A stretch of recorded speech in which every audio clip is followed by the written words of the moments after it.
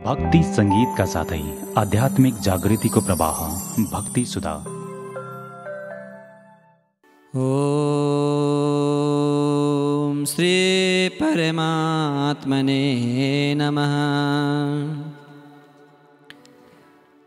कृष्णाय वासुदेवाय हरये परमात्मने प्रणतक्लेशनाशाय गोविन्दाय नमो नमः। वन्दे वन्दारुमन्दारं वृन्दावनविनोदिनं वृन्दावनकलानाथं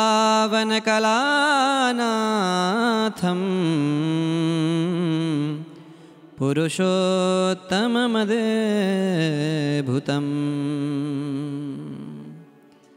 श्रीहरि आदरणीय दर्शक महानुभावहरू, भक्ति सुधा युट्युब च्यानलमा पुरुषोत्तमको कथा प्रसङ्गहरू पस्किने क्रममा आज पुनः म हजुरहरू समक्ष उपस्थित बनिसकेको छु। सबै नियमित श्रोता अनि नूतन श्रोता सबैलाई म स्वागत सम्मान गर्न चाहन्छु। दर्शक महानुभावहरू, हजुर हामीले पुरुषोत्तमको पावन प्रसङ्गहरू केलाइरहेका छौँ। भगवान नारायणले नारदलाई अनि सुतजीले सौनक आदि 88,000 ऋषि महर्षिहरूलाई बताउनु भएको यो प्रसङ्ग, वाल्मीकि ऋषिले दृढधन्वा नाम गरेका राजालाई उनको पूर्वजन्मको वृत्तान्त बताउँदै हुनुहुन्छ। सोही प्रसङ्ग हामी श्रवण गरिरहेका छौँ। वाल्मीकि ऋषिले भन्नुभयो, हे दृढधन्वा, तिमी पूर्वजन्ममा सुदेव नाम गरेको ब्राह्मण थियौ। गौतमी तिम्री पत्नी थिइन्, सन्तान थिएनन्, साह्रै दुःखी भयो। भगवानको आराधना गर्यौ, भगवानले आशीर्वाद दिन चाहनु भएन, सन्तान हुँदैनन्, 7 जन्मसम्म तिम्रा भनेर भनिदिनु भयो। गरुडले भगवानसँग प्रार्थना गरे, गरुडले आफ्नै अंशद्वारा एउटा सन्तान हुने आशीर्वाद दिए, तर त्यो सन्तानले दुःख दिन्छ है भनेर भने गरुडले। समय व्यतीत हुँदै गयो, सुदेव र गौतमीको माध्यमद्वारा एउटा पुत्र जन्मियो, शतपुत्र। जन्मिसके पश्चात जसको नाम रह्यो सुकदेव। सुकदेवको हुर्किँदै थिए, बढ्दै थिए, पढ्दै थिए, योग्य थिए। देवल ऋषिको आगमन भयो। देवल ऋषिले आएर भन्नुभयो, तिम्रो छोरो त 12 वर्षमा पानीमा डुबेर मर्नै पर्छ त भनेर भनिदिनु भयो। ओहो, यति दुःखी भए, यति दुःखी भए। गौतमीले आएर सम्झाइन्, पतिदेव किन दुःखी हुनुहुन्छ? दैवको खेल कसले जान्दछ र? दैवले गरेको कुरा त हामी कसैले टार्न सक्दैनौँ, रोक्न सक्दैनौँ। दुःखी नहुनु होला, सम्झाउन लागिन्। बरु भगवत उपासना गरौँ, सत्य सनातन प्रभुको शरणमा परौँ। जो भगवानका शरणमा पर्छ नि, त्यसलाई कहिल्यै पनि दुःख हुँदैन। मनमा भएको दुःख सबै अन्त्य गर्न सक्नुहुन्छ भगवानले। के भगवानले द्रौपदीको दुःखलाई अन्त्य गर्नु भएन र? के भगवानले वृन्दावनमा भएका ग्वालबालहरूको दुःखलाई अन्त्य गर्नु भएन र? पतिदेव उठ्नुहोस्, भगवानका शरणमा परौँ भने जब यति भइसके पश्चात वाल्मीकि ऋषिले दृढधन्वालाई भन्दै हुनुहुन्छ, हे दृढधन्वा, यसरी सुदेव र उसकी पत्नी गौतमी भगवत आराधना गर्नका निमित्त केन्द्रित भए भनेसम्मका पावन प्रसङ्गहरू केलाएका थियौँ। वाल्मीकि ऋषि दृढधन्वालाई भन्नुहुन्छ, हे दृढधन्वा, त्यस पछाडि सुदेव र साथमा उसकी पत्नी गौतमी नदीका तटमा गए अनि भगवान आराधना गर्न लागे। समित कुशफलाद्यर्थम कदाचित काननम ययौ। जङ्गलमा गएर भगवानको विविध समिदाहरूको माध्यमद्वारा, भगवानको विविध पुष्प अनि फलहरूको माध्यमद्वारा आराधना गर्न लागे। गर्दै थिए। त्यही समयमा छोरो सुकदेव साथीहरूका साथमा जल क्रीडा गर्नका निमित्त एउटा तलाउतिर प्रस्थान गरेछन्। एवं सर्वेषु बालेषु क्रीडत्सु प्रेम निर्भरम। साह्रै प्रेमका साथमा जल क्रीडा गर्न लागे त्यो सरोवरमा। खेल्दै थिए, खेल्दै त्यतिखेर खेल्ने क्रममा त्यहाँ एउटा असाध्यै गहिरो पनि रहेछ। खेल्ने क्रममा एउटा साथीले घचेड दिएछ। ओहो, अब त घचेडिसके पश्चात सहसा मृत्युपापन्न कुमार्यो गाधवारिणी जलाद निर्गतं वीक्ष्य सर्वे चकितमानसा। वाल्मीकि ऋषि भन्नुहुन्छ, हे दृढ धन्वा। त्यस पछाडि त हेर्दा हेर्दै हेर्दा हेर्दै शुकदेवको पानीमा डुबेर मृत्यु भयो। सबै हाहाकार गर्न लागे, चित्कार हुन थाल्यो। साथी सङ्गी सबै डराउन लागे, कोही कता भाग्न थाल्यो। साथी सङ्गीले गएर हतार हतार सुदेवकी पत्नी गौतमी साधनामा बसेकी थिइन्, जङ्गलमा आराधना गर्दै थिइन् भगवानको। त्यतिखेर गौतमीका छेउमा गएर भन्न लागे, हे आमा, हजुरको पुत्र शुकदेवले यो संसार छोड्यो, पानीमा डुबेर उसको मृत्यु भयो। जब यति के सुनेकी थिइन्, ओहो हे दृढ धन्वा, ती गौतमी त धडाम पृथ्वीमा पछारिन्, अचेत अवस्थामा पुगिन्। केही समय पश्चात चेत खुल्यो। साथी सङ्गीहरूले सुनाइरहेका थिए, हे आमा, हजुरको पुत्र शुकदेवको यसरी अन्त्य भयो, यसरी अन्त्य भयो। एतस्मिन्नेव समय वनाद् विप्र समाययौ। जब गौतमीले यो आफ्नो छोरोको अन्त्य भएको खबर सुनिन्, सजन संसारमा आमा बाबा अन्त्य हुँदाखेरि त्यत्रो ठुलो पीडा हुँदैन होला। हुन्छ, पीडा त किन हुँदैन र, तर पनि त्यति ठुलो पीडा हुँदैन होला। आमा बाबाका साथमा भएको सन्तानको अन्त्य भयो भने, सन्तानबाट वियोगिनु पर्यो भने त्योभन्दा ठुलो पीडा अरू के नै पो हुन सक्छ र, के नै हुन सक्छ र। गौतमी यति रुइन्, छेउमा गएर आफ्ना पतिलाई सुनाउन लागिन्, पतिदेव यस्तो यस्तो भएछ। मृतम पुत्रम समालिङ्ग्य स्वाङ्क्य कृत्वा कलेवरम। जब उनका पति सुदेवले सुने आफ्नो छोराको अन्त्य भयो भन्ने बित्तिकै आमा बाबाले सन्तान मर्यो अरे भन्दाखेरि कस्तो मन हुन्छ होला, कस्तो हृदय हुन्छ होला, सम्झिनुहोस् त। कति रोइन् होला, कति कराइन् होला, कल्पना पनि गर्न सकिँदैन सजन, कल्पना पनि गर्न सकिँदैन। यति दुःख लाग्छ, यति पीडित हुन्छ त्यो आत्मा, त्यो मन यति पीडित हुन्छ। त्यहाँबाट छोराको मृत्यु स्थानमा, छोरो मरेको ठाउँमा सुदेव र उनकी पत्नी लरखरिँदै जान लागे। जङ्गलको हिँडाई पाउमा खराउ छैन, चप्पल छैन, जुत्ता छैन। जङ्गलको त्यो घाँडाघारीमा हिँडाई सबै रगताम्य पैताला भएका थिए। लरखरिँदै छोराका छेउमा गए। छोराको त्यो मृत शरीरलाई आफ्नो काखमा राखे।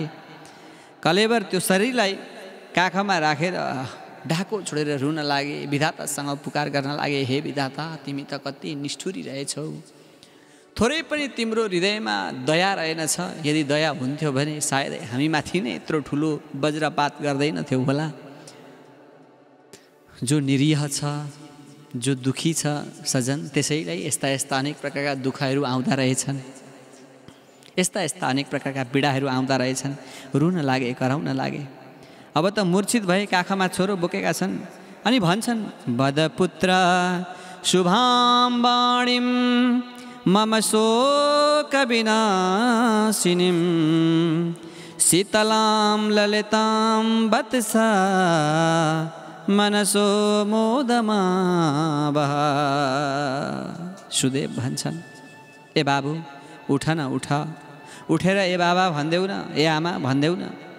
यी तिम्रा साथीहरू आइरहेका छन् वरिपरि। वत्सा वयति ते मित्रम वेदाध्ययन हेतवे। वेद अध्ययनको हेतु तिम्रा साथी सङ्गीहरू आइरहेका छन्। ए बाबु उठ न, अहो धात, हे विधाता। आँखाभरि आँसु, आँखाबाट आँसुहरू सकिए, आँखा राता भइसके। तर पनि यहाँ सुदेव रुन छाडेनन्। विधातासँग पुकार गर्न लागे, चित्कार गर्न लागे, कराउन लागे।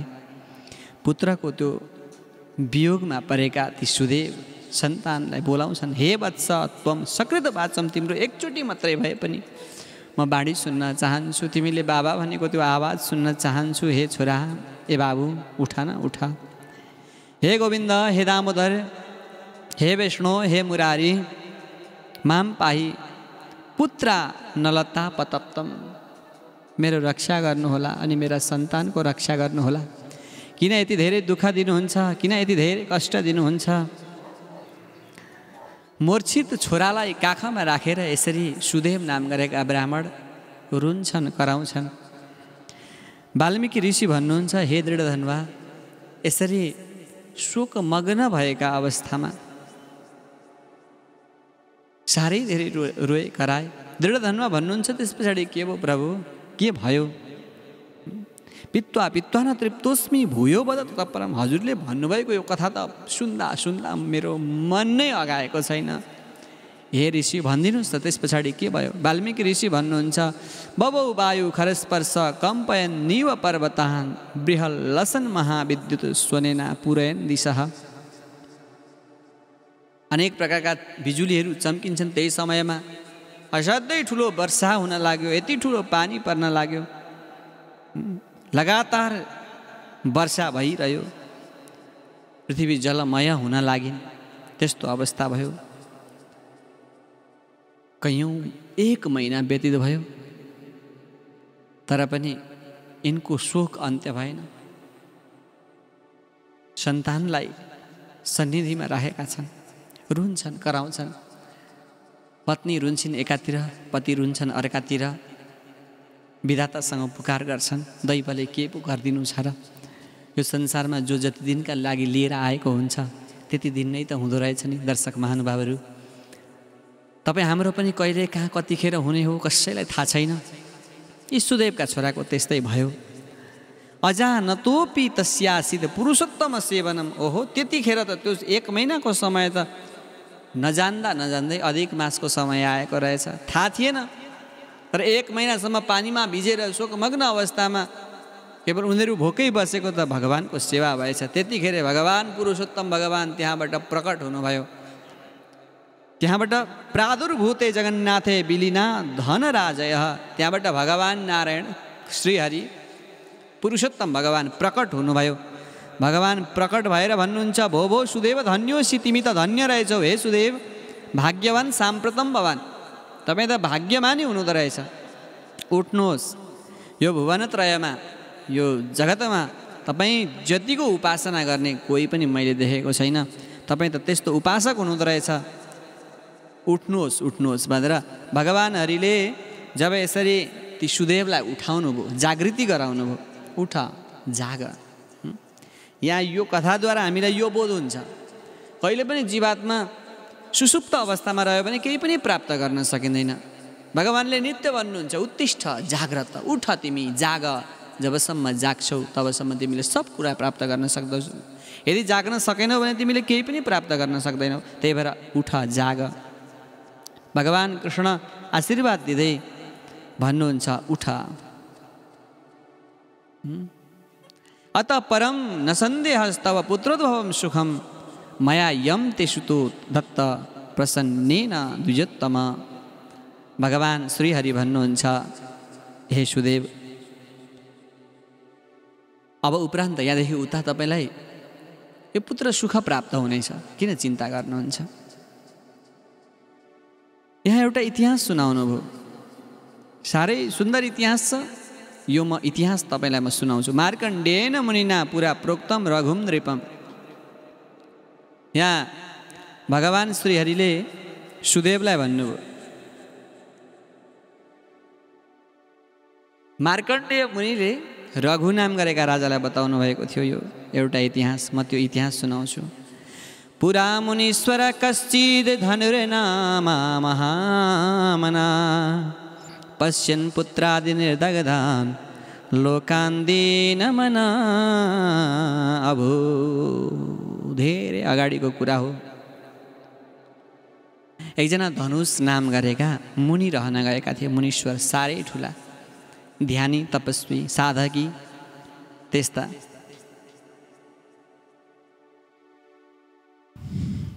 संसारमा मनुष्यलाई आफ्नो आफ्नो चिन्ताले डढाइरहन्छ। अनेक प्रकारका चिन्ता हुन्छन्। कसैलाई के को चिन्ता, कसैलाई के को चिन्ता, कसैलाई सन्तान भएनन् त्यो चिन्ता, कसैलाई सन्तान भए फटा भए त्यो चिन्ता, कसैलाई धन सम्पत्ति भएन त्यो चिन्ता। अनेक प्रकारका चिन्ताहरूले पिरोलिरहेका हुन्छन्।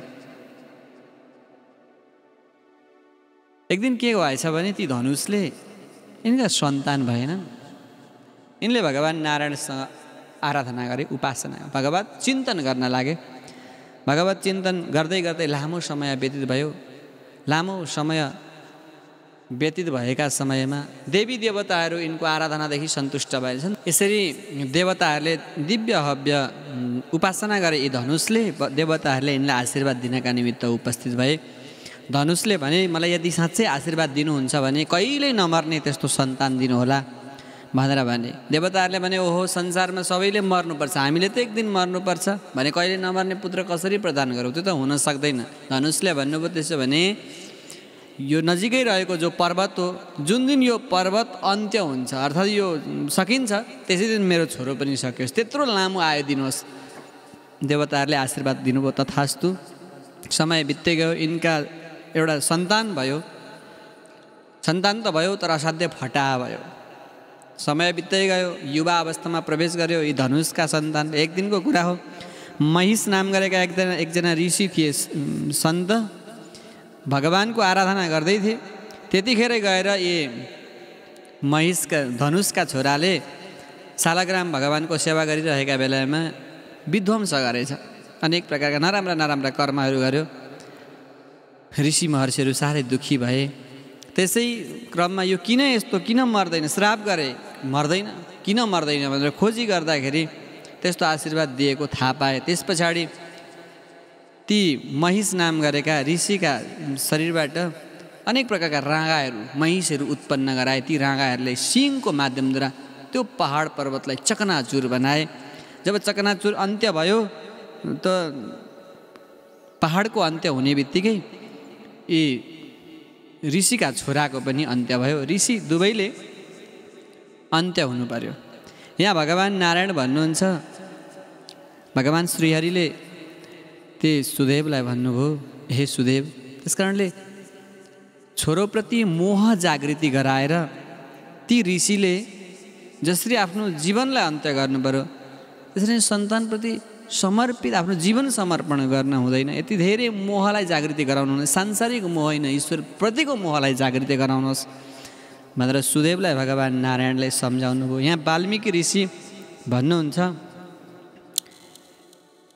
हे दृढधन्वा, यसरी भगवान् श्रीहरिले सुदेवलाई आशीर्वाद प्रदान गर्नुभयो, छोरालाई जागृति गराउनुभयो र भन्नुहुन्छ, हे सुदेव, तिमी अर्को जन्ममा दृढधन्वा नाम गरेका राजा हुनेछौ अनि तिम्री पत्नी जो छिन् गौतमी, तिनी दृढधन्वाकी पत्नी गुणसुन्दरी भएर आउनेछिन् अनि तिम्री एउटी छोरी हुनेछिन् गुणवती, असाध्यै सुन्दरी, 4 भाइ छोरा हुनेछन्।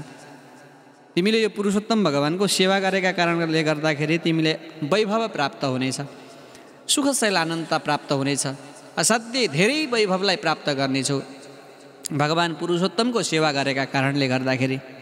तिमीले अहिले पनि सन्तान सुख प्राप्त हुनेछ र कालान्तरमा पनि सुख प्राप्त हुनेछ। अनि त्यस पछाडि एक दिन तिमी भ्रमण गर्दै गर्दै गर्दै गर्दै जब जङ्गलमा जान्छौ, जङ्गलमा जाँदाखेरि मृगसँग तिम्रो भेट हुनेछ। मृगको माध्यमद्वारा जलाशयमा पुग्नेछौ अनि जलाशयमा जल पान गरेर वृक्षका फेदमा बस्दै गर्दाखेरि एउटा सुगा आउनेछ। त्यो सुगा केवल यही तिम्रो सन्तान हुनेछ। त्यो सुगाले तिमीलाई बोध गराउनेछ, सांसारिक वासनामा होइन, सांसारिक वासनाबाट मुक्त हुने त्यस्तो कर्म, दिव्य कर्म गर भनेर तिमीलाई त्यो सुगाले सम्झाउनेछ भनेर भगवान् हरिले यसरी आशीर्वाद प्रदान गर्नुभयो। वाल्मीकि ऋषि भन्नुहुन्छ, हे दृढधन्वा, त्यतिखेर आशीर्वाद दिइसके पश्चात त्यो जो बालक थियो शुकदेव जुरुक उठ्यो, भगवान्का चरणमा लम्पसार पर्न लाग्यो, दण्डवत प्रणाम गर्यो, आफ्ना आमा बाबा दुवैलाई नमन गर्न लाग्यो। ननाम शुकदेवोति श्रीहरिं पितरौ चतौ गरुडपोप्यति संहृतिष्ठसे तं दृष्ट्वा सुसुतं द्विजम्। वाल्मीकि ऋषि भन्नुहुन्छ, सुदेव ब्राह्मणका चरणमा परेको त्यो छोरो, मरिसकेको छोरो पुरुषोत्तम भगवानको कृपाले जागृति गरे। हेर्नुहोस् त, यो छोरो मरो भन्न खोजेको होइन। दर्शक महानुभावहरू, हामीले यहाँ विचार गर्नुपर्ने कुरा चाहिँ के छ भने हाम्रो अन्तर्मनमा आत्मा, सुसुप्त अवस्थामा रहेको आत्मा यो पुरुषोत्तमको उपासना गर्दाखेरि जागृति हुन्छ। यसरी भगवत आराधना गर्दाखेरि, भगवत चिन्तन गर्दा, भगवान उपासना गर्दाखेरि अन्तर्मन ईश्वरप्रति समर्पित हुन्छ, सुसुप्त अवस्थामा रहेको आत्मा यसरी जागृति हुन्छ अनि त्यसको कल्याण हुनेछ। यसरी सुदेव ब्राह्मण चकित भए भगवान नारायणको जो आराधनाले उनको मनोकामना पूर्ण भएको देख्दाखेरि भगवानलाई गएर ढोगे अनि आफ्ना दुईटै हात जोडेर ती सुदेवले जगतका एकमात्र आधार भएका भगवान कृष्ण जगदीश्वरलाई आफ्नो अन्तर्मनमा राखे अनि भगवानलाई अन्तर्मनमा राखिसके पश्चात हृदयको संशयलाई अन्त्य गराउनका लागि गदगद बाणीले असाध्यै रमाउँदै बिन्ती बिसाउन लागे। चत्वार्यब्दसहस्रमेव मनिषं तप्तं तपो दुष्करं तत्रागत्य वचस्त्वया निगदितं यन्मां हरे कर्कशम् हे वत्साद्य विलोकितं तव सुतो नैवास्ति नैवास्ति तद्वाक्यं व्यलिरङ्घ्य मे मृतसुतो थाने च हेतुं वद। हे हरि, हे भगवान, मैले अगाडि धेरै समयसम्म रात दिन लगातार अघोर यस्तो कठिन तपस्या गरेँ जुन समयमा त्यहाँ हजुरले आएर भन्नुभयो, हे वत्स, हे बाबु, आज मैले तिम्रो भाग्यलाई हेरेँ राम्रोसित, तिमीलाई छोरो त छँदै छैन, एकदम छँदै छैन भने जुन कर्कश वचन मलाई भन्नुभएको थियो हजुरले, हे भगवान, हे नारायण, त्यो वचनलाई उल्लङ्घन गरेर त्यतिखेर मेरो मरेको छोरो उठाउनमा हजुरकै असाध्यै ठुलो हात रहन गएको छ। हे भगवान, कसरी त्यस्तो भयो? हजुरले मेरो छोरो तेरो सन्तानै हुँदैन भनेर भन्नुभयो, अहिले फेरि मेरो सन्तान भयो अनि त्यो सन्तान, मरेको सन्तानलाई हजुरले नै जागृति गराउनु भयो, हजुरले नै उठाइदिनु भयो। यसको कारण के हो प्रभु, भनिदिनुहोस् न, यसको कारण बताइदिनु होला। हे भगवान, कसरी यस्तो भयो हजुरले भनिदिनु होला भनेर यहाँ सुदेवले भगवानसँग प्रार्थना गरे। वाल्मीकि ऋषि दृढधन्वालाई भन्नुहुन्छ, हे दृढधन्वा, यसरी सुदेवले भगवानसँग प्रार्थना गरे भनेर यो 18औं अध्यायमा वाल्मीकि ऋषिले दृढधन्वालाई बताउनु भएको सुदेव नाम गरेका ब्राह्मणको यो पावन प्रसङ्ग। आदरणीय दर्शक महानुभावहरू, हजुर हामीले पनि यो श्रवण गऱ्यौँ। यहाँभन्दा अगाडिका प्रसङ्गहरू, भगवान नारायणले सुदेवलाई कसरी आशीर्वाद दिनुहुन्छ, कस्तो के भन्नुहुन्छ, उनको त्यो सन्तानको बारेमा के भन्नुहुन्छ, यो सबै प्रसङ्ग लिएर अर्को भागमा उपस्थित हुने नै छौँ। अहिलेका लागि यिनै पावन प्रस्तुतिहरूका साथसाथमा हजुरहरू समक्ष म किनारा पर्न चाहन्छु। हवस् त, श्रीहरि, नमस्ते।